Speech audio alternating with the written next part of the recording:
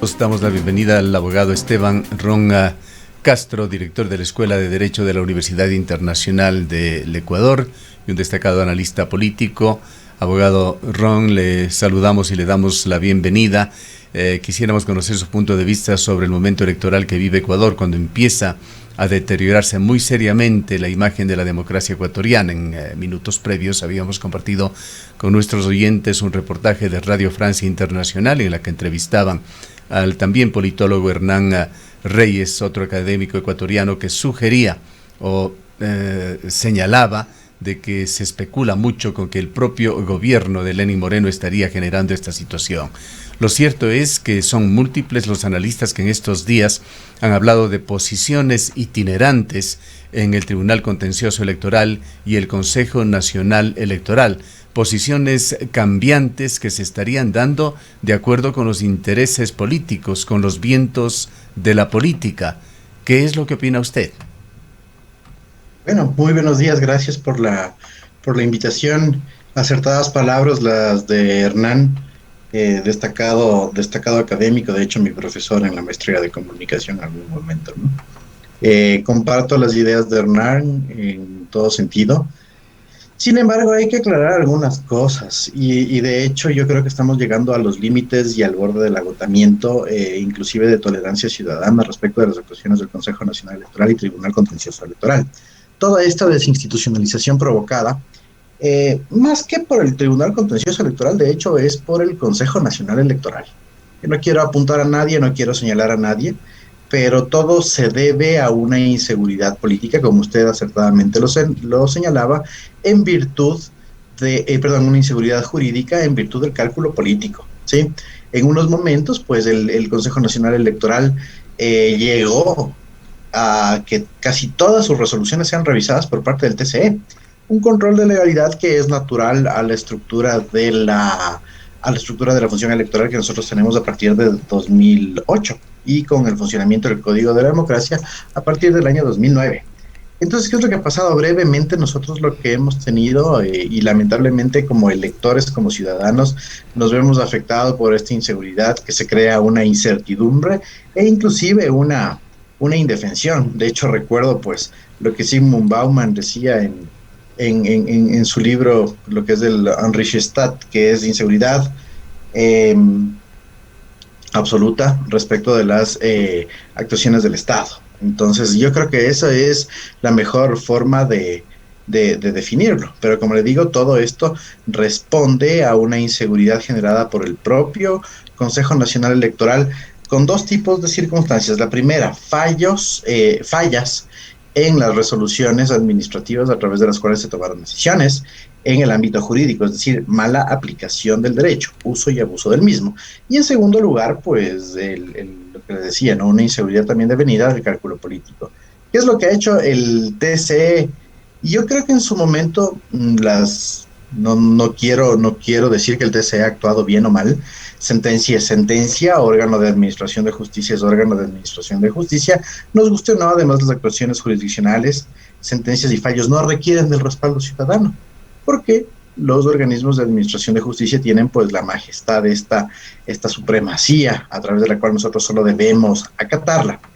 ¿Qué pasó? El Tribunal Contencioso Electoral dictó una sentencia el 30 de octubre, la sentencia de la causa 080, que fue desobedecida e interpretada por parte del Consejo Nacional Electoral.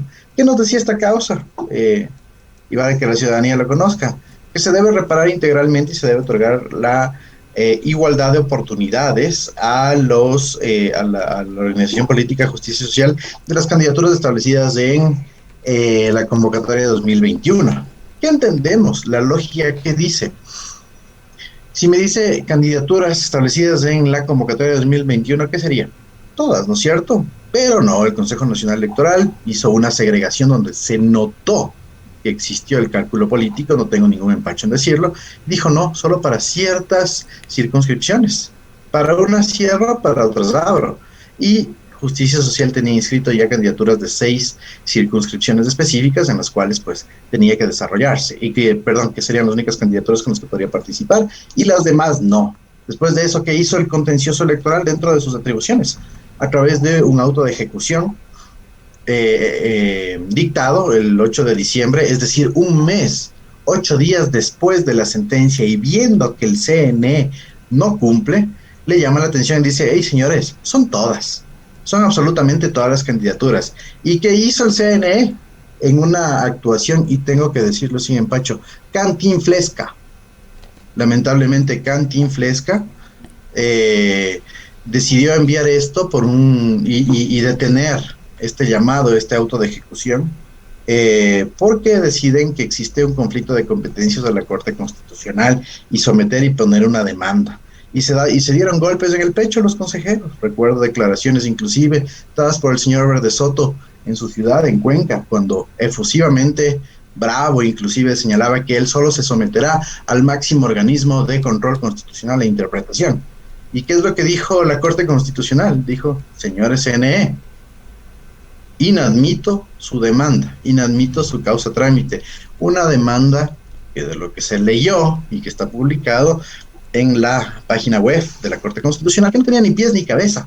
Ni siquiera determinaron si era un conflicto de competencias positivo o negativo, y tuvieron falencias en los requisitos de admisibilidad. Entonces, abogado Ron, muy buenos días. Efectivamente, todos estos detalles, todas estas explicaciones que usted nos comenta de este recorrido del accionar del Consejo Nacional Electoral y del contencioso electoral ha derivado ahora, en estos días, en una destitución de los vocales del Consejo Nacional Electoral, de 4 de los vocales, entre ellos la presidenta y el vicepresidente. Nos preguntamos, ¿esto puede darse? Por un lado, se dice que el Código de la Democracia no contempla una destitución de los funcionarios. Por otro lado, se dice que sí se apela a algunos artículos de esta normativa, pero quizás lo que nos preocupa aún más, más allá de estos enfrentamientos o divergencias ya de orden político dentro de la función electoral, estamos a muy pocos días de un proceso electoral.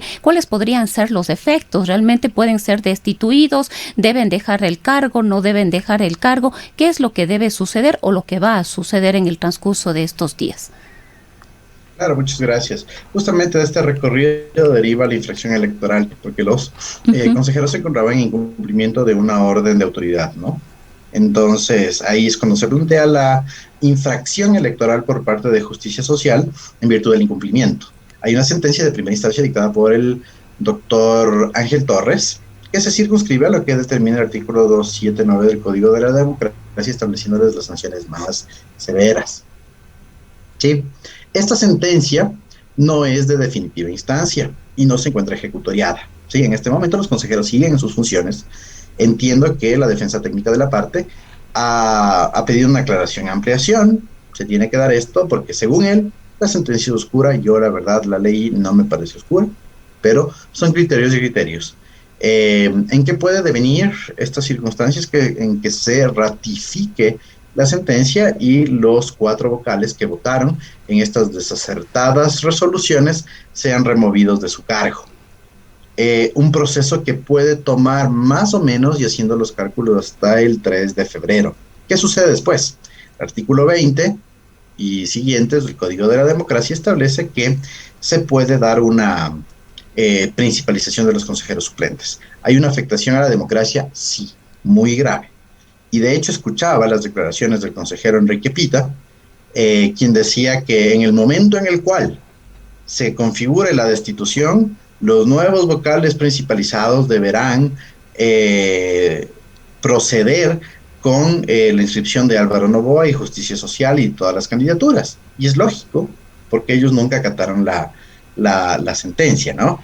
Entonces sí se podría dar esta situación. ¿Y qué es lo que sucedería? Que se tendría, mal o bien, que aplazar al menos la primera vuelta. ¿Qué opina con respecto a este tema, abogado Ron, y esta especulación que ha hecho ya Hernán Reyes en un medio internacional de tanta importancia, de que podría tratarse de un intento del gobierno de Lenín Moreno de, a través de la postergación de las elecciones, prolongarse en el poder? Esto lo dijo ya con un bajo grado de credibilidad en su momento, hace algunas semanas, Andrés Arauz, como un argumento que utilizaba UNES por toda esta serie de incidentes que se venían dando.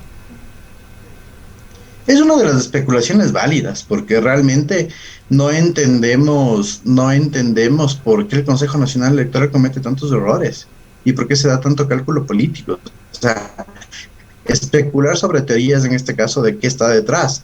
Pueden haber muchas, pero no. Yo no creo que no se va a proceder el cambio de la fecha en el calendario, porque son fechas constitucionales. 14 y 24 de mayo son fechas constitucionales inamovibles, que realmente tendrían repercusiones políticas y hasta penales. No creo. Tal vez mover la primera y segunda vuelta. Ahora, solo atendiendo la figura anterior que me solicitaban respecto de si los consejeros pueden o no pueden ser juzgados. Sí hay una discusión respecto de eso, según la aplicación del artículo 16 del Código de la Democracia, que dice que ninguna persona jurídica o institución externa a la organización electoral puede interferir en el proceso. Pero me pregunto, ¿qué es organización electoral? Ninguna parte del código establece qué es organización electoral. Para mí, organización electoral es función electoral. Función electoral es igual a Tribunal Contencioso y Consejo Nacional Electoral. Por lo tanto, el TCE no es un extraño. Además, sí hay una discusión de si puede ser juzgado como infracción electoral o como queja. Tal vez por ahí, esa es la única discusión que el código nos trae. Sin embargo, a mi modo de ver, según la interpretación que le he dado, esta causa sí puede ser juzgada como una infracción y los consejeros pueden ser destituidos. ¿Por qué? Porque el artículo 279 del Código de Democracia establece un sujeto infraccionario indeterminado, ¿sí? Es decir, cualquier persona. Y además, en el ámbito general de las infracciones electorales, el artículo 70 del Código de la Democracia dice que pueden ser juzgados servidores públicos, funcionarios públicos y autoridades. Me pregunto, ¿acaso, y la defensa técnica deberían también decir, los consejeros del CNE no son autoridades, no son servidores, no son funcionarios? Pues sí, los tres, por ergo, pueden ser juzgados. Entonces, ese es mi razonamiento. Razones políticas, complicado ver qué es lo que está detrás. Yo no creo que exista, y voy a disentir un poquito con mi flamante docente, el doctor Reyes, no creo que haya una razón política de prolongación en el gobierno. Lo que existe es un CNE totalmente inestable y desconocedor del proceso electoral, derivado de un proceso previo en el cual están actuando organizaciones políticas que no debieron estar ahí por concepto y que, no me gusta hablar mucho del pasado, lamentablemente el CPCCS desconoció la Constitución y utilizó esta argucia de sus mandatos, porque así los llamaba, que dijo la Corte Constitucional también erróneamente y con un acomodo político, la Corte Constitucional previa, que tenía un rango constitucional. Veremos qué más sucede, todo, ¿no? Veremos qué más sucede en los próximos días. Muchas gracias por su valioso criterio, abogado Ron. Han escuchado al abogado Esteban Ron Castro, director de la Escuela de Derecho de la Universidad Internacional del Ecuador.